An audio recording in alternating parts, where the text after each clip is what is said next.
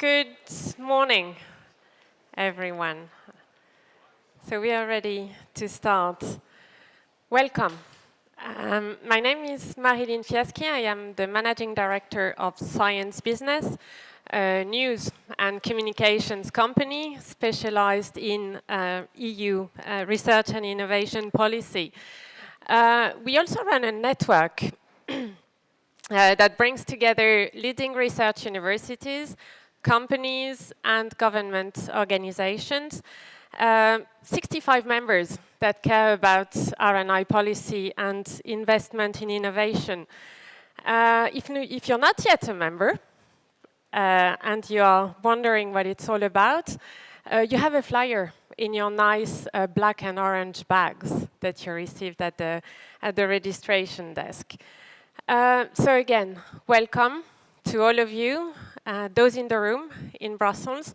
Welcome to our online audience. You're many watching today, so thank you. This conference is totally on the record. We have journalists in the room. You can tweet as much as you want, okay?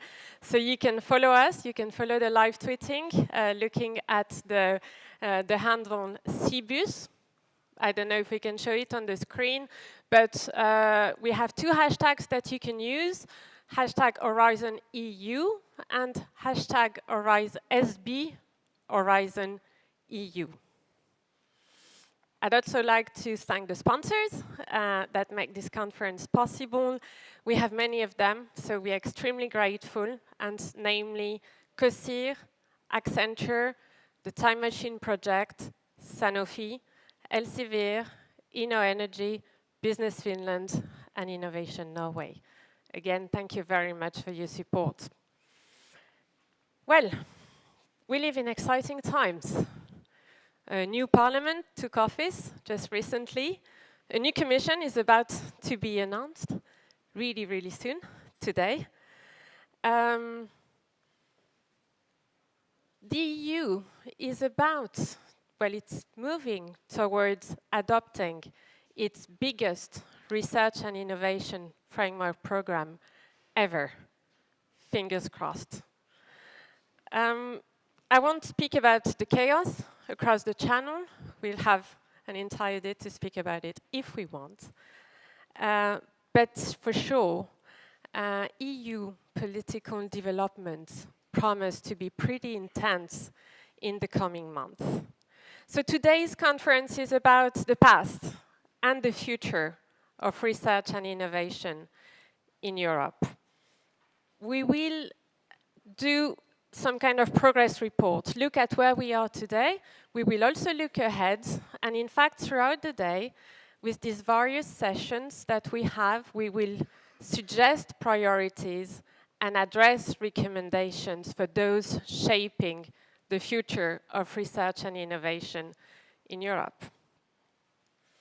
So to discuss this, I am delighted to welcome our first speaker, Commissioner Carlos Moedas.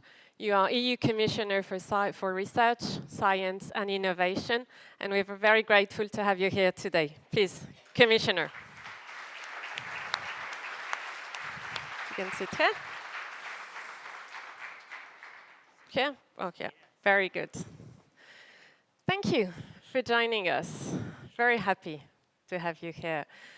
Well, we know that you are reaching the end of your mandate. And in fact, when I was preparing for this conference, I thought, wow, it's going to take a while to sum up the legacy of Commissioner Moedas. So if you don't mind, we can do it slightly differently and look at maybe what do you wish you had get done that you haven't. And to do that, because it's a difficult question, I think the best way to proceed is to look at the 3 O's. That was your strategy that you announced at the beginning of your mandate. So what about we start with, what, open science? Where are we? And are you happy with where we are? So, thank you. It should be on. Is it working? Thank you very much. and it's a great pleasure to be here. As you know, it's a special day for Europe, and the new president-elect will announce the new portfolios and the new commissioners. Sorry, I have to ask you straight away then. We heard, well, the Lithuanian news is saying that the next EU Commissioner for Research will be Lithuanian. Is that right? I don't know. I don't know. I just like, I don't know. I would say labadianas for the Lithuanians in the room. But so it's a very special day, and it's also a very special moment for me because it has been now for 5 years, and it has been really a privilege to meet most of you in this room, because one of the things that is very interesting after 5 years in Brussels is that looking in the room, I think I know pretty much everyone that is sitting in this room. And that's also a very good feeling, but it's also the feeling that probably it's the end of it. And now will come someone fresh with different ideas like I was 5 years ago. And it's true that at the time we started with this idea of the open science, the open innovation and open to the world, that was somehow very new because nobody had thought that something like open science or open innovation could be also a political idea. And then it was extremely interesting to kind of go through one by one and get what does it really mean, right? What does it really mean, open science? What can I do about it? And so instead of being just at the political level, to go to the right level, to the concrete. And going to your question, because I think that as you know me in the room, I'll answer directly to questions, and I've done always that. I think that in open science, the best day of my life was when we were with all the ministers in the room, and they agreed in the principle of open access to publications, the principle of open data, and that, I can tell you, was a huge amount of work. And then there was a little bit of a deception, because suddenly we decided something that was so big, and nobody was talking about it politically in the nation states and in the member states. So I was a little bit disappointed by something that was so important for the life of people that politicians in the member states were not able to translate immediately, and something so concrete, from artificial intelligence to the publications to the innovations of the future. But I think that then we did a great job because we were very lucky to have Robert Jan Smits that was able, like very few would be able, to basically go around the capitals and around the funding agencies and basically convincing everybody in an amazing way. So today is a little bit of like looking into the past. I think that Robert Jan Smits deserves a lot, and he was really amazing when he decided to go with the Plan S in a way that I've never seen before. I've seen a lot of former director generals leaving the commission, doing things, but what he did was much more than that. So where did we, to go to your point, that what did we miss? I think that the only thing that I would tell to my successor is that what we didn't achieve was to have a mandate from the countries to really negotiate with the publishers with full power. And that is something that is missing in the puzzle. Because if I don't have a mandate from the countries to tell the publishers, I'm the one who calls the shots, then the publishers look at me and say, oh, it's very nice what you say, but I just do what I want, right? And I will talk country by country. So that's what we failed. That's what we didn't do. And I think that what I would ask is for the ones that I know here in your own countries to basically give that mandate to the Commission. Give that mandate to the Commission. I mean, it's not that difficult. because the thing today is that we are playing an arbitrage in between the countries, and that the publishers are playing with that. And they know that the time will come, but they have the power to delay the time that will come. So so that's where we didn't achieve, was basically to have that mandate, and I hope that the next commission will be able to have that. Very good. So I think we've covered open science really well. Thank you. As we have little time, we have to move to the second O. Very good.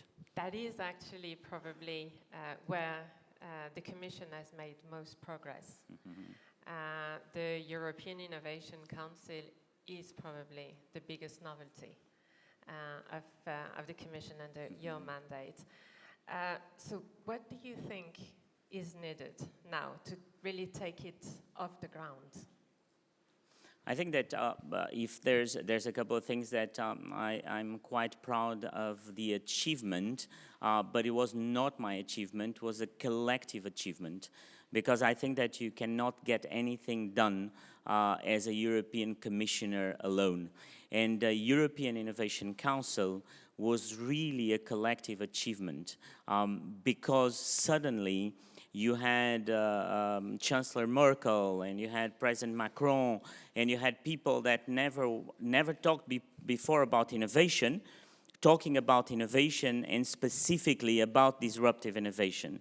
And so the whole thing started, by the way, I think was in a celebration of the ERC, and Jean-Pierre is there, and that Helga Novotny came to me with a piece of paper, and she said, you know, I mean, why don't you think about something like the ERC called the EIC? And so the whole conversation started actually in the ERC at that moment. I think it was the 10 years when we celebrated that in a big room. And so it started with a piece of paper. Then we were able to develop that into ideas. Then we were able to get the countries talking about it. And we got to the creation of it. And so I just hope that for the future, the same way that we go to the 10-year anniversary of the ERC, that we will go to the 10-year anniversary of the EIC. Because the difficult thing in Europe is that you can set up something, but then is it going to be there in the long run? I mean, that's what Jean-Pierre is always talking to me. Is like, how can I be sure that the ERC will stay forever? And I think the ERC will, but the EIC we don't know yet. And so we will have to fight very much for it. But for me, it was basically one of the most enriching experiences that actually connected me back with people like my professor at the Harvard Business School, Henry Chesbrough, was the creator of open innovation, of the concept. And so it got me as a commissioner to basically write a paper, a real one, like scientists do, in one, basically in a journal, the Californian Management Review, which was also a highlight.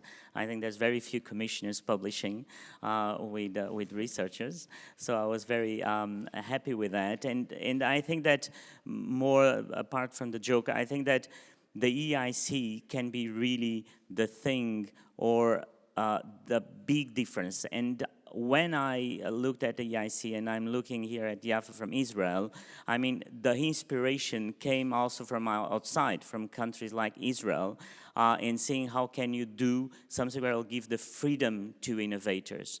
And I always would remember that visit to the Weizmann Institute, where we were talking to PhDs and seeing that people were basically working in a really interdisciplinary way. And so the whole point of having these open calls came from visits like to your country.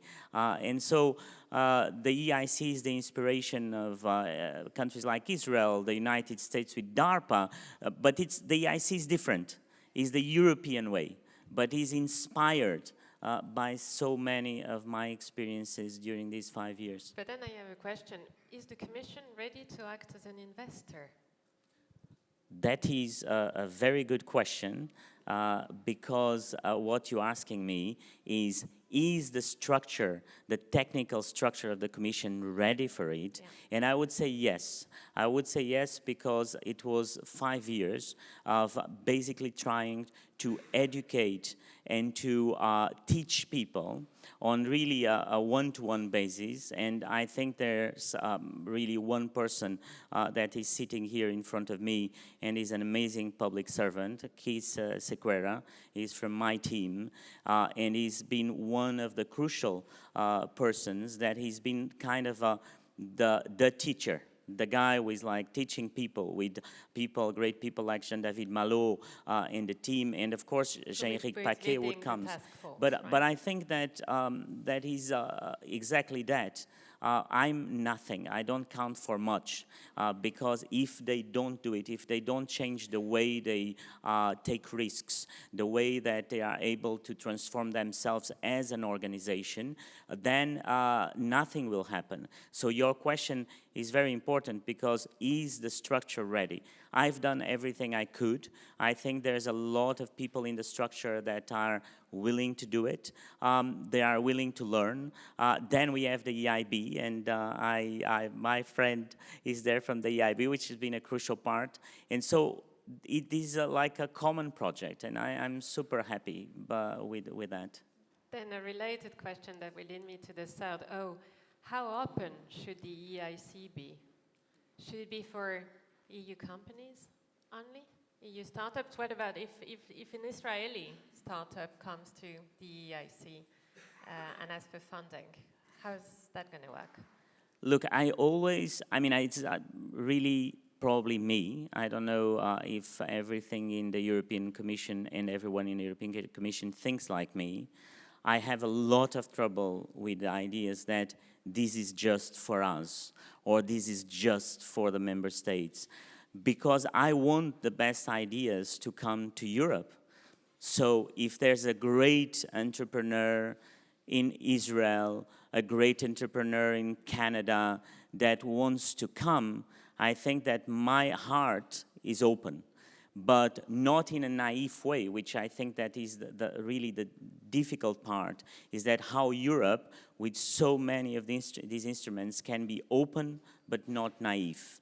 And so that's what I always call the reciprocity principle. Can my companies also in that country act or receive funding from those countries? And those are the things that we have to judge, and that's the things that we'll have to see going forward. But I want the EIC to be as open as I can. And of course, good ideas from around the world are open to me. But of course, this is depending in so many other aspects. But in principle, yes. In principle, yes. Okay. That's my view. It has always been my view. Well, when it comes to open to the world, I'm afraid it's probably not the brightest part of your report card, if I may. Just because international participation has decreased under Horizon 2020. But in the meantime, you invited countries like Argentina and Brazil and US, Canada and others to join the program. So what do we need to make that happen? So I think that, it's mixed feelings, because I think that, yes, technically, if you look at the numbers, because of the technicalities of the program, you were paying less to third countries. But we are receiving more from third countries. What do I mean by that? In the mechanisms that we've created of co-funding with China, with Mexico, with Japan and other countries, we are now getting around 300 million of co-funding. So it's true that probably we're not putting our money, because technically in some countries like Brazil that get a little bit richer, so we were not able to fund any more those countries. But we were able to create mechanisms of co-funding that are working very well. And I think that politically, we were able to position ourselves as the beacon of the world in openness. And so when you look at, for instance, the ERC, you see the place where people from all over the world want to be. And you see that people feel that the ERC is an open club for everybody around the world. And there we are here in a legacy mood. Thank you, Jean-Pierre, because I think that was an amazing job of yours to go around the world non-stop. And we can really say non-stop with praise. And so I think that, yes, if you look at just zooming on that key performance indicator, yes, but then if you look at everything we did, no. And I think that was extremely important, and for me was one of the flags. And then we created these flagships where we will put 500 million euros. So we are trying to do better, but I take your point and your criticism with hope for the future. You have a very big legacy, so I had to find something. Right? What do you want to tell to the UK scientific community today? Professor. What do I want to tell to the UK? Now I can speak a little bit probably more freely. We don't really want you to leave. We never wanted that. But more specifically, it does make sense anything we do without you in terms of science and innovation. I mean, I cannot think about the European research area without the UK. And so anything I had in my power, I did. I hope that my successor will do the same, because we really need you on board. And so it has been with my heart full of pain that I've seen and I've talked to so many UK researchers that are so upset, and we are all very upset that we got to this point. So I hope that you in this room from all the member states will fight for that. Whatever is the relationship of the UK with the EU, and we don't know what that relationship will be, that the UK will be part of Horizon Europe. I mean, this is essential. And I think that the same goes to other countries, and you know that I've been talking a lot with Canada, and we hope that Canada will join us too as an associated country. But the UK is more than that, because the UK is this close relationship for all these years. We just gave on the ERC, last week, 50-something people in the UK, 65 people in the UK that have received grants from the ERC last week. So we don't give up. We'll keep going until we can't. And it's fantastic to see that a lot of the researchers in the UK, they still apply, and we were like applying, we said apply like we'll not have any problem in the future, please come. And so I tell them to keep going. And I think that I was very sad to see Joe Johnson going, because I knew that Joe Johnson was really an ally in the very good sense of the word. I mean, he was a great minister, and he was very worried with the situation, and he wanted to do also everything in his power. And so now I was very sad to see him going from the government. But really, this is one, if you tell about things that I will be kind of in the future thinking about what could I have done more.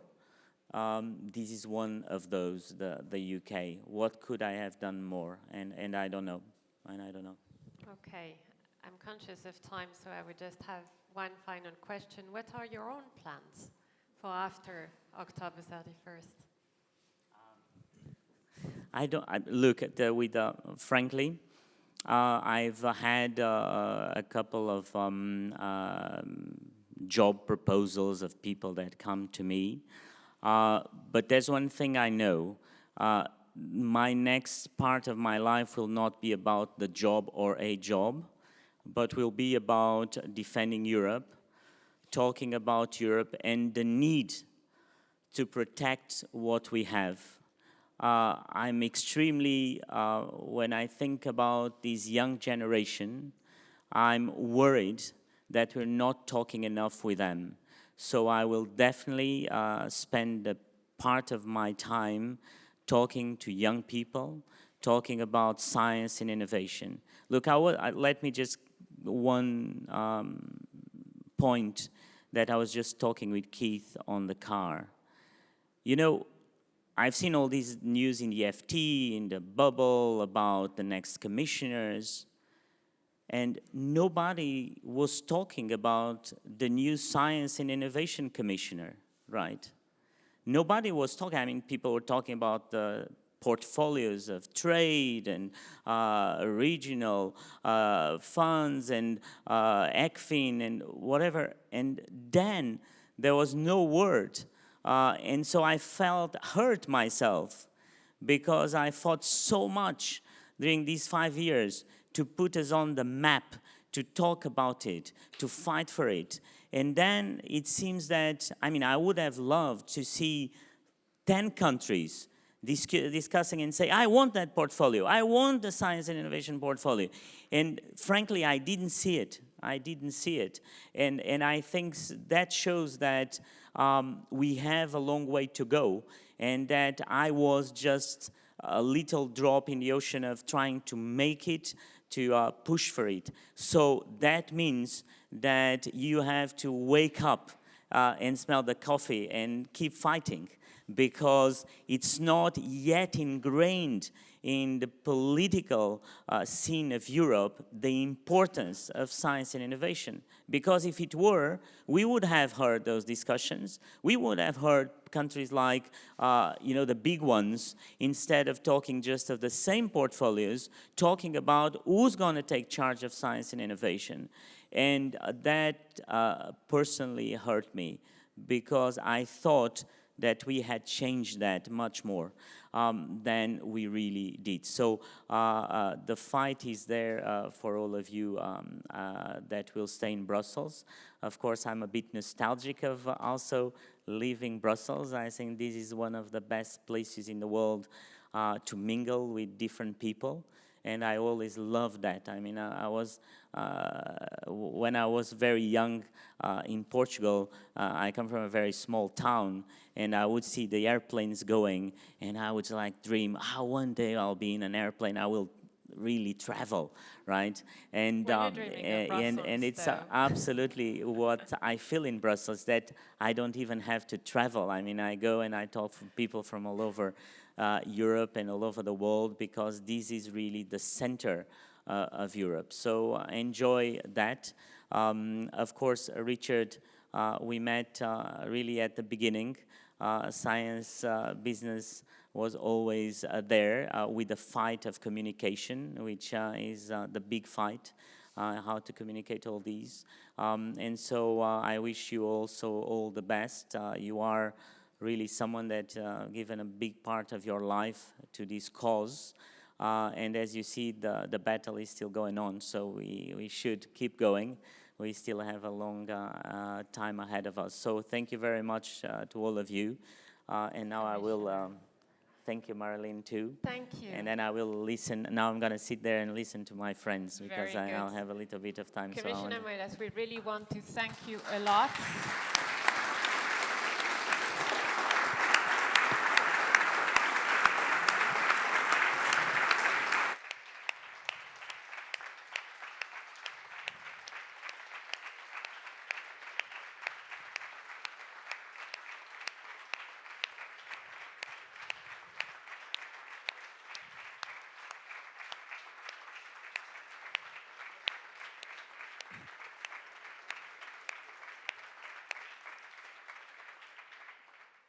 Thank you. We're getting emotional here. So, really, thank you, Commissioner. You've been a very regular guest in all the science business conferences, so we are extremely grateful. Thank you to Jean-Pierre Bourguignon as well. We're delighted to see you here today. Thank you to Keith as well. You're also a very loyal guest in our event. So, well, that promises a very intense day. So thank you for setting the scene in such a way. So may I ask the panelists to join me on stage, and I will introduce you as you come up. There you go. So I will sit here. And from left to right, Michael Hello. Arthur, That's Hofstraat. you Nice to are meet the you. President and Provost of University Hofstraat. College London. Good morning. Next to you, Antoine Petit, the President of the CNRS. Oh, that's mine. It's my timer, so I'd rather keep it. So Antoine Petit, you're the President of CNRS, the French National Council of Scientific Research. Thank you for joining us. Next to you, Yaffa Zilbershats. You are the Chairwoman of the Council for Higher Education in Israel. And finally, Hofstraat, you are the Vice President from Philips Research. Thank you to the four of you. What I suggest is that because we're talking about the legacy of Horizon 2020, and we also want to set directions for the future, we can mirror a little bit our discussion with the one we just had with Commissioner Moedas and look at the 3 Yo's. But if we start with a general question, if we think about the strategy of openness, we heard the Commissioner Moedas, but also others, say that openness is actually a principle that would help deliver a bigger impact over time from the framework program. So if we look at openness, what is your assessment of the impact of the openness of the program? What are your takeaways from Horizon 2020 around this notion of openness? Is it a good thing? Who wants to start? I'm happy to start. I think it's a fundamentally important principle. It's essential if we're going to tackle some of the big global problems that we do that across multiple borders and across multiple institutions. So the basic principle of being open and sharing and partnering is fundamentally important to the future of humankind. Provost would like to. Yes, of course, I can only agree on the fact that openness is necessary. But we have also to think to the fact that as scientists, we are not always so open. I mean by that in CNRS we cover all fields of science. And I think that probably the main part of my job is to push people to cooperate from one area to another area. So we all agree on the fact that openness is important, but sometimes we don't give always the right example. And so it's some sense normal that we have to fight to be also open to society, and so that society is open to science, and that's true also for industry. Well, of course, I agree. If there wasn't openness, I wouldn't have been here, meaning that Israel is an associated state. And there was no possibility that Israel will be part of the discussion and part of the European initiative if there were no openness. So it's a great thing for us, and I'm sure we will be able later to elaborate in what senses. But I agree to my colleague that speaking about openness as is something that is influencing everything around us, not necessarily whatever we do in the EU or in so on, but really everything that is to do with the mindset of how we really run things within our states and within our institutions, like interdisciplinary studies, like humanities and engineering, like higher education in the industry, the academy in the industry, and so on. So openness as a value is something great, which is so important for our 21st century, and I'm sure we will be able later to elaborate in more senses what it really imposes. But Hans, when we speak about impact, for a company, the impact needs to be really tangible, right? So, and Philips has been very active across the board in Horizon 2020. So, well, on this question of openness, do you think the impact is good enough for a company like Philips? Yeah, well, let's first start with the question around open. I think openness is the beginning of making real innovation possible, meeting between science and business. However, it comes also with challenges. And so, of course, our focus is on healthcare, on health technologies. And particularly there, it's not only science and business, it's also people. It's patients that need to trust us with their data. It's creating the environment to share.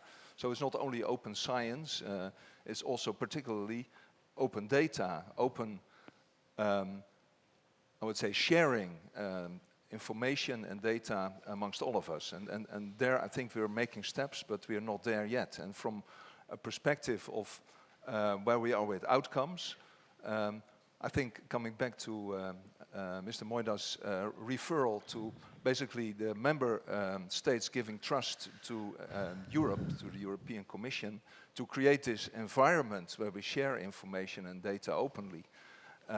Thinking of GDPR, which is, I think, a very good start, but then leaving some of the implementation to the member states. Actually, at the moment, I'm spending a lot of my time discussing and explaining and trying to find out and getting to, I would say, a shared vision between member states, between us and member states, to get into, I would say, the openness that is needed to drive digital innovation. I think we have, honestly, a long way to go. Now, the second part is, what is in it for us? So openness is a start. We have a lot to do. I do think open innovation is the way that we work, that we need to work in order to innovate in this world of healthcare.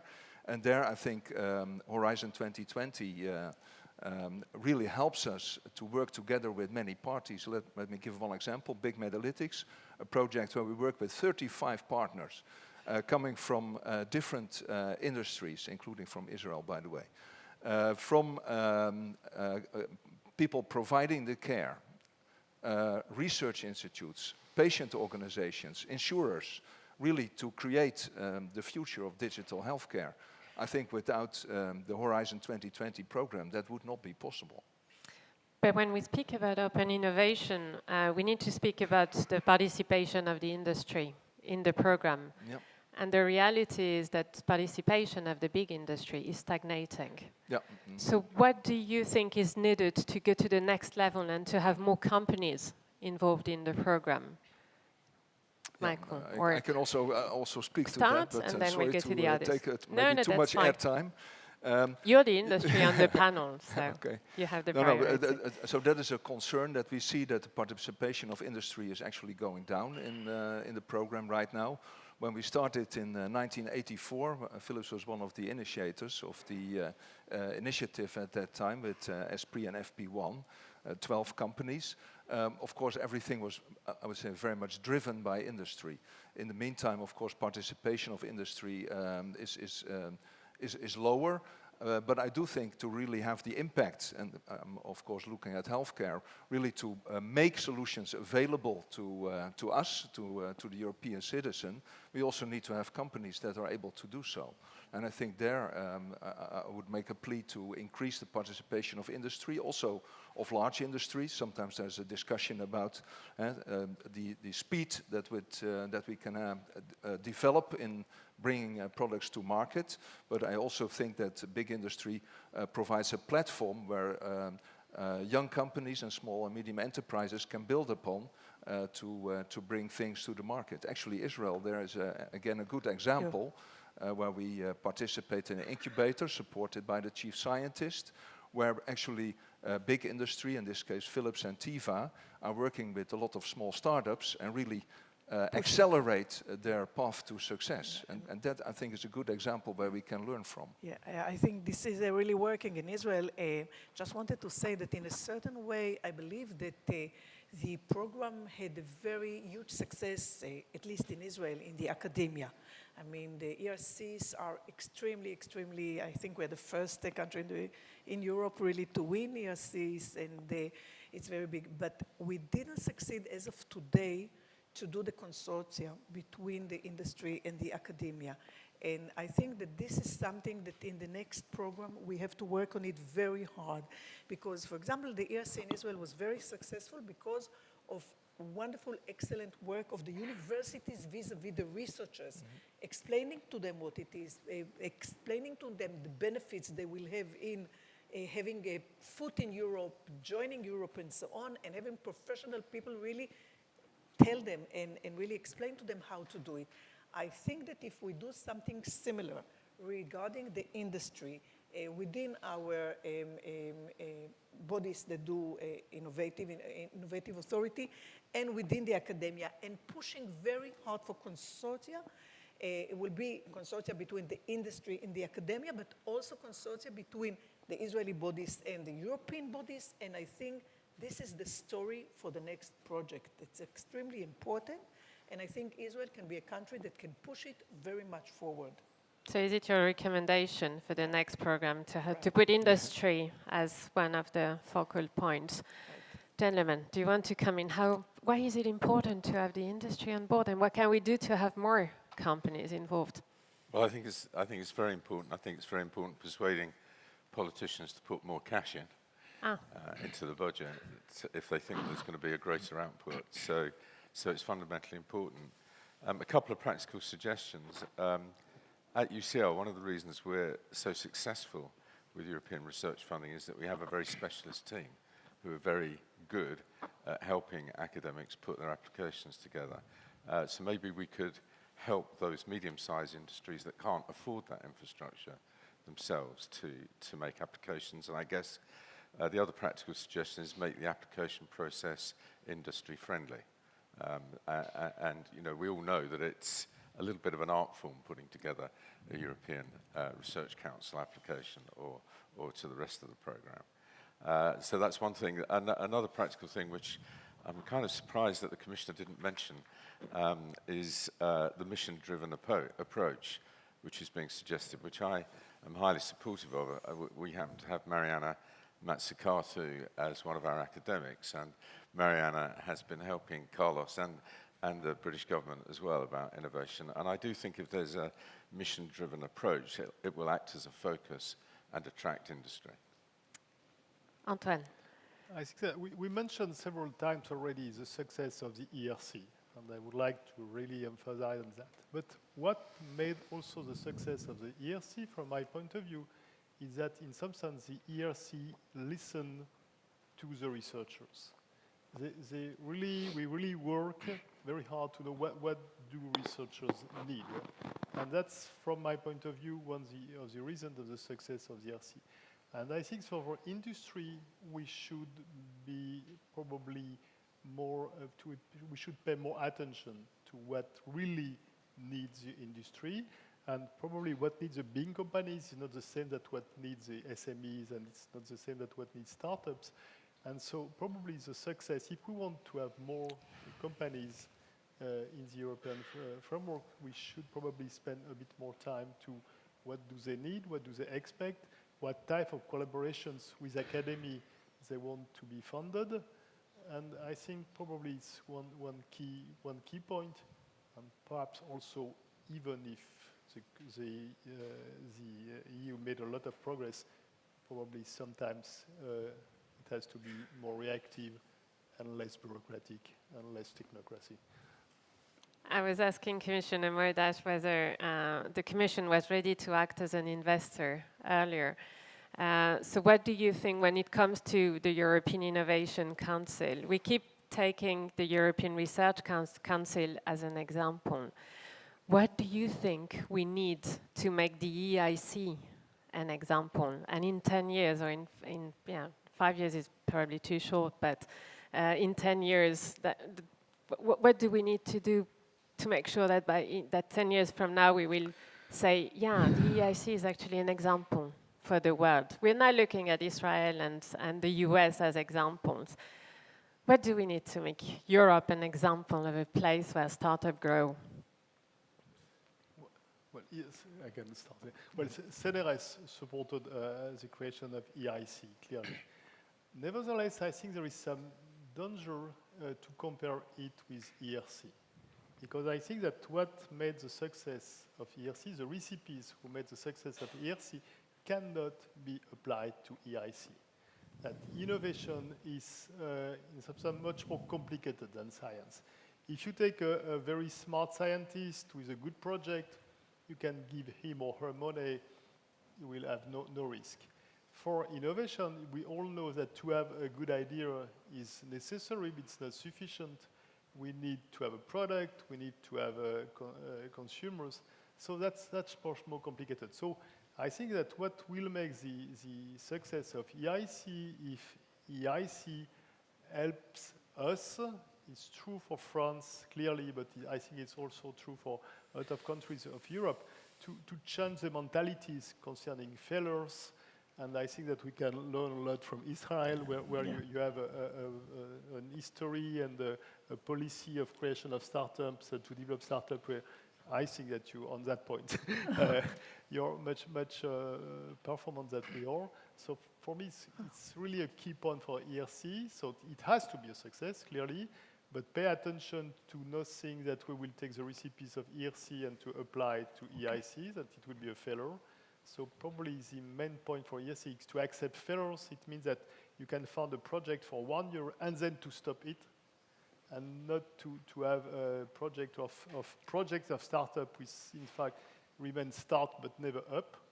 And that's for me the key point for the success, future success of EIC. Can I add some of the Israeli experience at that point? So I want to say one thing. I'm thinking about your question. The EIC and its success is a huge thing, but actually it's not that you want the EIC to succeed. You want innovation to succeed in Europe. And you have to be very accurate on that. Now, how do you succeed in innovation? What makes Israel success in innovation? So first of all, it's nothing institutional. It's first of all the mindset of the people. And it's a very big challenge to know how to change the mindset of people to be innovative and really, which means think crazy out of the box. I mean, that's what it is. Now, in Israel, you try to ask ourselves, what made the people so innovative and why are we so out of the box? You know, you say the difference between us and other people is that everybody is going online and then you know somebody. And by us, nobody is going online and then the outcome is very creative. And you know, there is advantages and disadvantages for everything. But I think to a certain point, the idea that very young people serve in the army when they are very young and they get a very big responsibility on very big challenges. And they take risks and they know they can be successful, and if they're not successful, they will get a backup. It sets the mind of the education. It starts very much in the army, which has a very big influence. Now, at a certain point, these people go out and they have wonderful ideas and they not necessarily all come to the academia. So our challenge in Israel was the next step, because eventually innovation can be a mindset, but it has to be based on knowledge and research. So we wanted really to influence the knowledge and research to be innovative in a certain way and also applicable and still remain basic. I mean, it's very, very big challenges. And here, what we did in Israel, and maybe this can be also an example for Europe, we set up a competition among our research institution, which is called about setting innovation centers and innovation mindset within your campuses, within a new campus initiative that we had in Israel.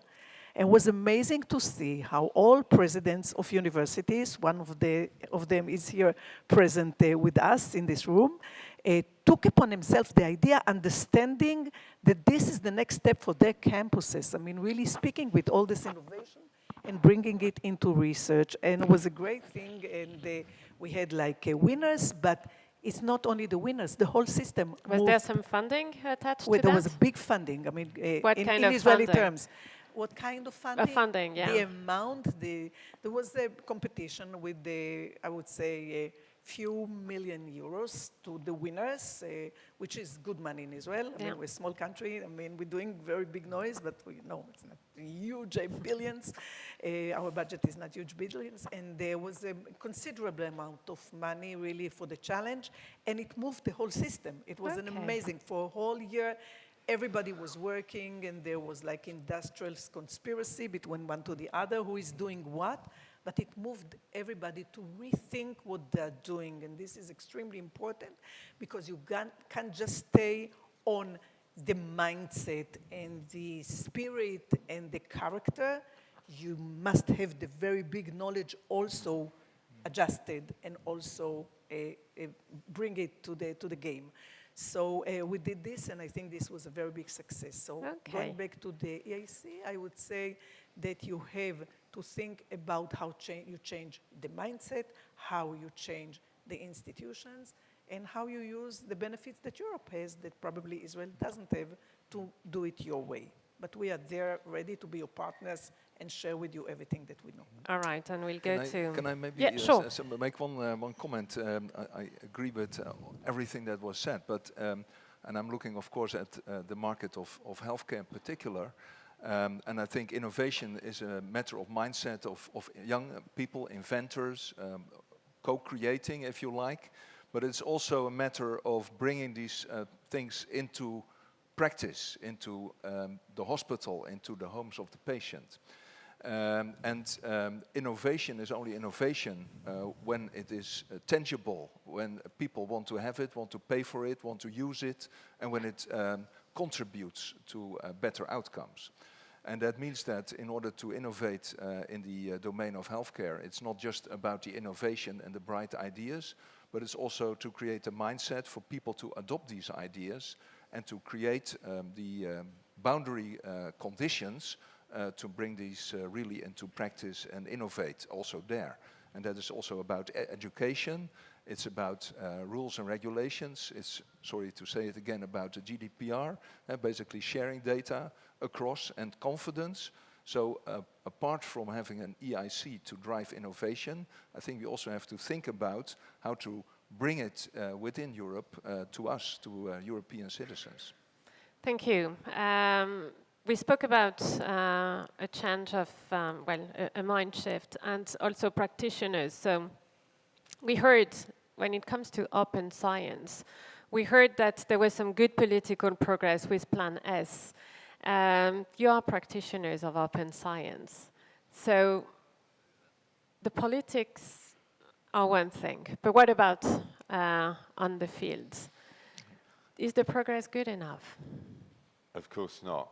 I mean, first thing I would say is that we're hugely supportive of the concept of openness and the Open Science Programme. And we have acted accordingly. So we have our own UCL Press that makes available all of our published monographs from arts and humanities, social sciences free online. And we've had 2 million downloads for 73 titles in a 2-year period, which has, I think, improved the profile of UCL globally, absolutely, massively.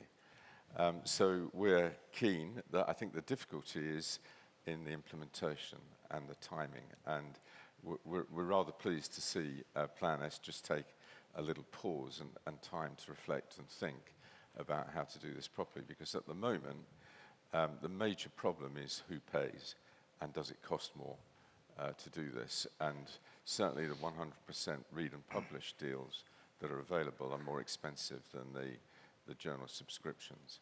And we're feeling that very acutely. You know, there is a huge sum of money involved in this. I think subscriptions in the UK amount to something like £100 million a year from the whole of British higher education. So there are massive sums of money involved. And unless we get that side of it right, I think it will be very difficult. There's also a separate problem, which I think is a cultural one, which is people have their favorite journals. And obviously, the impact to a career of publishing in Science and Nature and those associated journals is very high, and people are reluctant to shift away from that. So I think there's a cultural issue. I think that will change over time as the online journals, etc., get better. But I think there's quite a long way to go, and I worry that if we push too hard, it will have the opposite impact. And the final thing to say is, of course, this is Europe, but we have to persuade China and America to go in the same direction. All right, Antoine, do you agree? So, open science clearly is something which is a priority for CNRS, but we are convinced that it is a fight and perhaps even a war, and that we have to really take very concrete initiatives.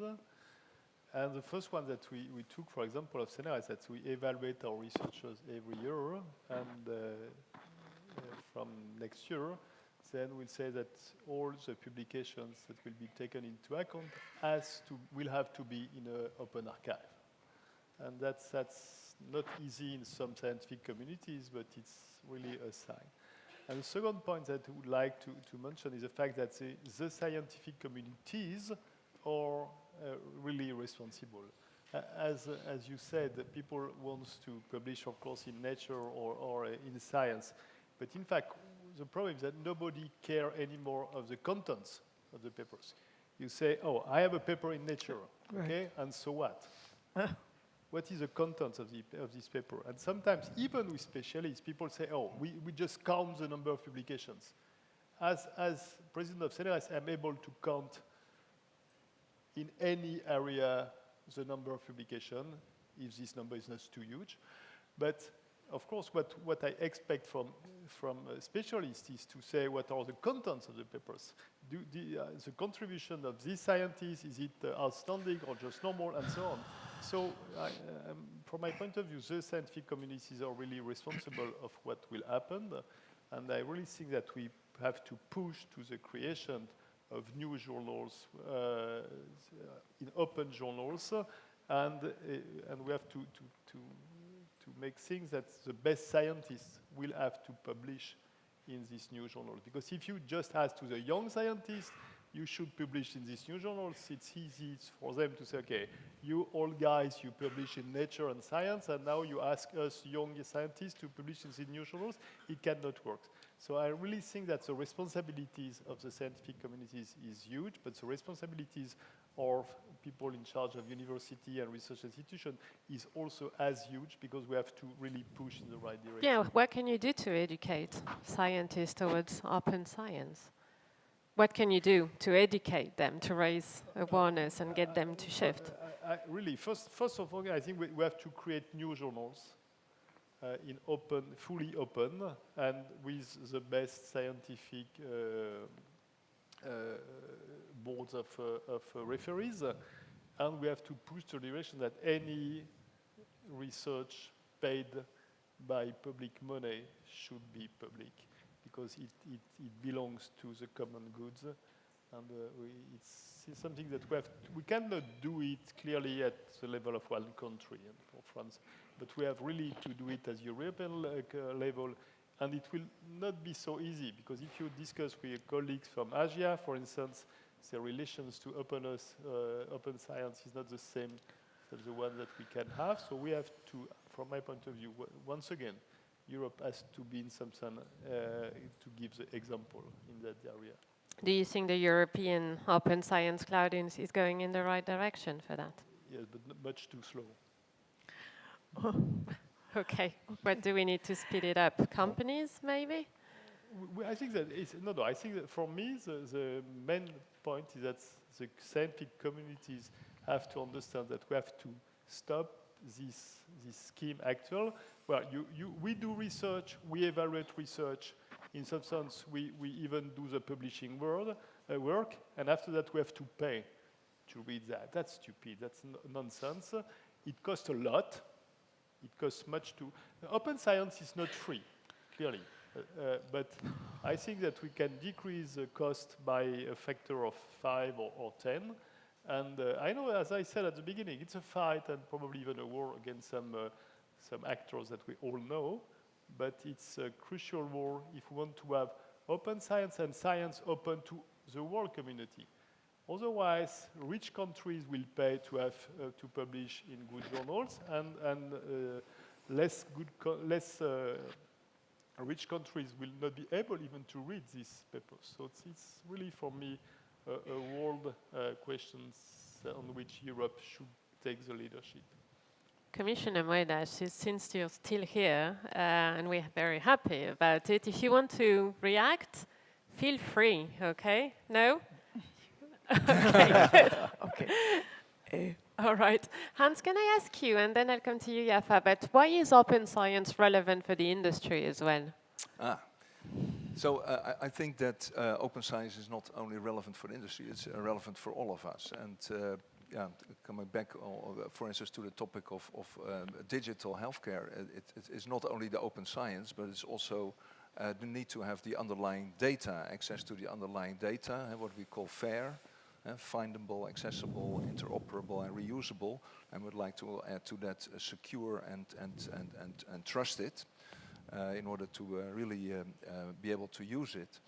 And I think only by sharing all the information, the data, the underlying data, as well as the science, we can make progress. And of course, we need to realize that, and I think Mr. Petit referred to that, it's not only about the open science, but in many cases, things are not sufficiently underpinned or secure, and there's a pressure to publish. And of course, we want to make progress, and that means that we need to also be able to verify and check. And I think to make progress, not only for industry, but for all of us, it's absolutely necessary that we share information, data, and science in a good and appropriate way. Having said that, I do think that we need to do it also wisely in terms of, for instance, if you want to apply for a patent, first you need to keep something a secret for a little while until you have created that. So I would say it's not, I would say in all of our interest to immediately open up all information immediately. But I think to really build upon, I would say, progress that we can jointly realize, we really need to be open and share. Maybe I'm now going to maybe bring it to a somewhat higher level, if you like, because I think open science, it starts with the open science, but particularly in Europe, it would also be great to open up and share, for instance, openly best practices and learn from each other.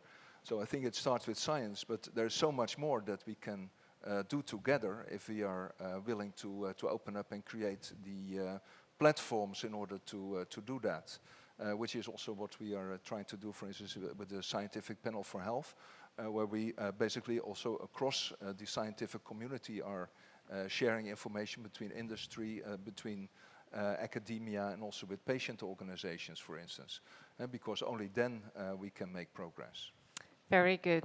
Yaffa, do you agree with what Michael and Antoine said about the importance of having a strategy in terms of open science that is also aligned with, or that also involves other countries? I totally agree. I think that I agree with everything that was said here from Commissioner Moedas and everything in the direction. Just trying, and of course, for the benefit for industry and for life, for everything, it's obvious. But I was really trying to think, what are still the obstacles? Okay, we have the publishers and so on, so that's mainly technical, and it can be solved in a certain way if you really recruit the whole community to get there. I was trying to think, what are the obstacles? Why is not everybody very easily? Why are we convinced and not necessarily every researcher? Because it's logical to us, so why isn't it logical to everybody? Because if it makes sense, it makes sense. And I think to a certain way what we have to work is the fact that we have from the point that you really collect data in research until you come either to a publication and then to an invention. So while it's just data and so on, then I think it's no problem for anybody to share, because you still don't own anything out of it, just whatever you found, and then you're very kind. I mean, maybe your trash is another man's treasure, so come on, go and take it. But on the other way around, when you get to an invention or to the publication or to an idea, you don't just send it, and whoever will pick it up.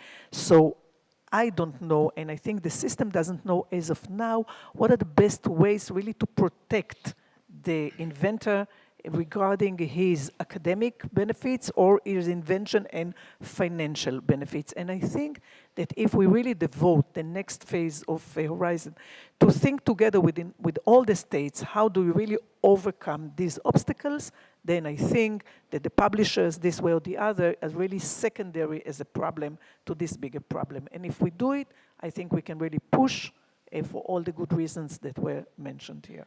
Very good. Since you have the floor, I'll go to you straight to tackle the question of open to the world.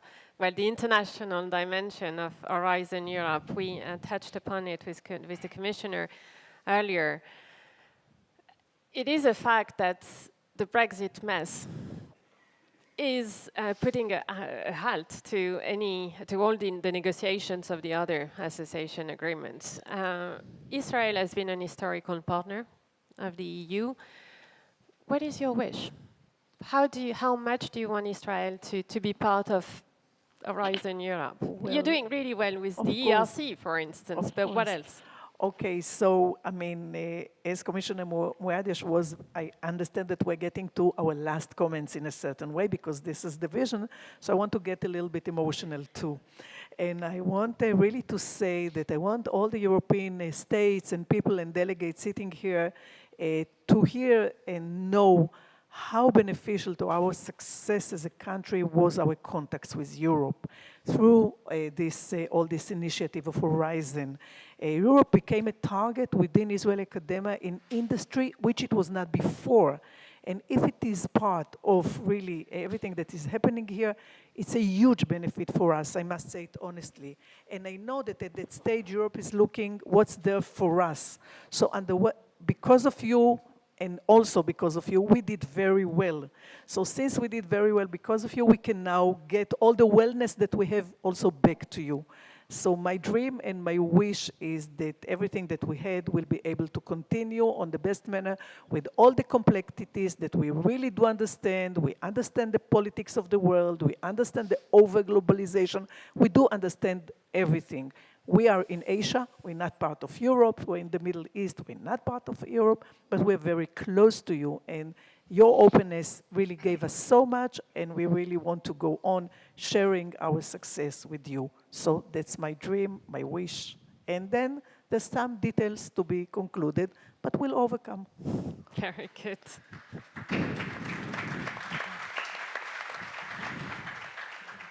To the other panelists. And then I'll take a couple of questions or comments from the audience. How much do you welcome? I can't ask you yet the question because you can't welcome Argentina when you don't even know if the UK is part of it or not, or under what form. So to the others first. Are you in favor of opening up to countries like the US or, well, China? Not really. I mean, it's they don't fulfill the requirements in any case to become an associated member, right? So we're done with that question. But still, Chinese researchers are welcome in the ERC program, for instance. So what do you think about it? Of course, we are a global company, and my research teams are also in China, in the US, in India, in Kenya, and other countries in Europe as well. So I would say as open as possible in that respect, and being able to share across the globe. I also recognize, of course, the remark of Mr. Moedas about being naive. So at the moment, the way politics, I should not speak about politics, of course, but are developing, does not help us to, for instance, have our teams in China and the US working together on development of software, for instance. So at the moment, things on an international playing field do not become easier. However, for us as a company, we are a multinational global company. People across the globe need healthcare. There are big challenges in healthcare in sub-Saharan Africa. So yeah, for me it's I would say almost obvious that we need to work together and share information that help people all over the world. And in our ambition, in the Philips ambition, we aim to provide better care and better support for 1 out of 3 people in the globe, on the globe in 2030. That is our ambition. And so that is not only Europe, it's also the rest of the world. And basically we need to help each other. For a company like Philips, is it something you think should happen within the framework program, or don't you prefer to go straight to a university in Singapore or in New York? Yeah, well, I think it would help if the framework program is open to that. For us, in principle, there's no. We work with universities in Singapore and in Shanghai and Chengdu, for that matter. So that is not the problem. But if you really want to work together, then it's helpful when I would say the circumstances are there to be able to do so. But it's not only the framework program; it's also the political playing field on the globe as well that plays a role here. Antoine, the CNRS has multiple antennas around the world. CNRS is really international. We recruit every year more than 25% of our permanent researchers outside France. We have more than 75 labs outside Europe. So we have really important relations internationally. But I think concerning the framework program, we don't have to be naive. And from my point of view, we have to work with any country which accepts reciprocity. And we know that it's true for Israel, and we also know that it is not always true for all countries. So I think that we have to be very strict on that aspect. And I think that also we have to be strict if we want to, that society, we all know that relations between society and science are not so easy. And in some sense, people have to accept the fact that society can say, okay, we pay for science, and so science has also to benefit to people who pay, and that's why reciprocity, from my point of view, is crucial. Thank you. Michael. What do you well, want to tell us? Let me be monosyllabically clear.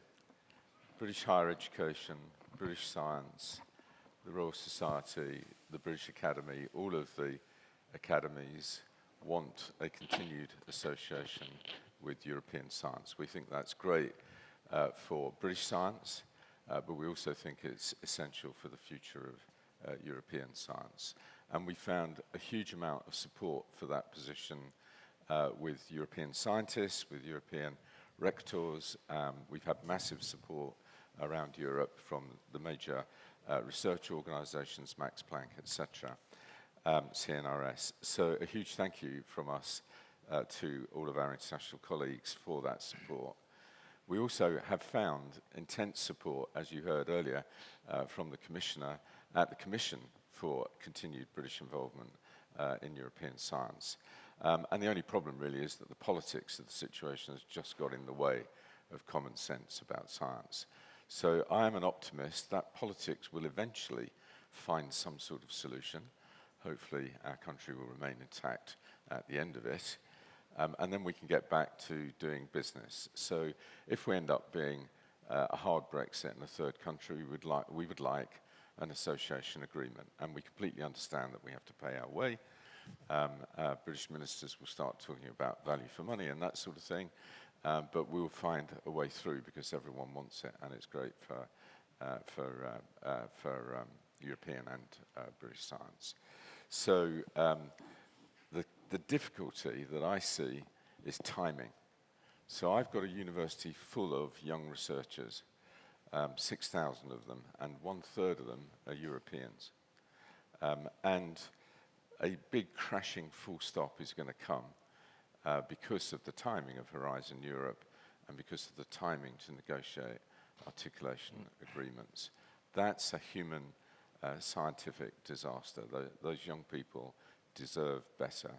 So we need to keep the pressure on politicians and the Commission to get this articulation process through the European Parliament as rapidly as possible so we can minimize that gap. UK government is planning for how it will deal with that gap, although quite what their plans are, none of us quite know at the moment, because it's all rather secret. But that's the big pressing issue, I think, to avoid a major hiccup for people, for young people in our scientific community. We have 1 more minute before the coffee break. Commissioner, can I come back to you? Would you agree, just for concluding remarks? They were here and they've delivered a lot of very strong recommendations. Would you just agree to conclude on this legacy discussions? You've heard quite some quite important messages here. Thank you so much. I agree with all the messages. I think that on my first conversation, we didn't talk about the missions, and it's such an important thing for our future and important for Europe as a whole. And so thank you, Michael, for everything you did and the help from Mariana and everybody in your university. Then I agree with everything that was said about how slow we are, that we have to push more about open science, about the point that you said, Yaffa, that we have to be careful in between sharing information and protecting ideas. And where is that really, where is the point, where is the frontier in between these two concepts? The devil is on the detail. Yeah. And I also very happy to hear all your ideas as a businessman, as an innovator, and all the relationship in between companies and researchers, which is crucial for our future. And Philips has been a big part of it as a company that is the history also of innovation in Europe. And so thank you for all your comments, are all very good. So thank you, Marlene. I was not here to talk again, but you put me on the spot. Well, sorry, I had to take the chance. Thank you. Well, please join me in thanking our 4 panelists and the Commissioner again. Thank you.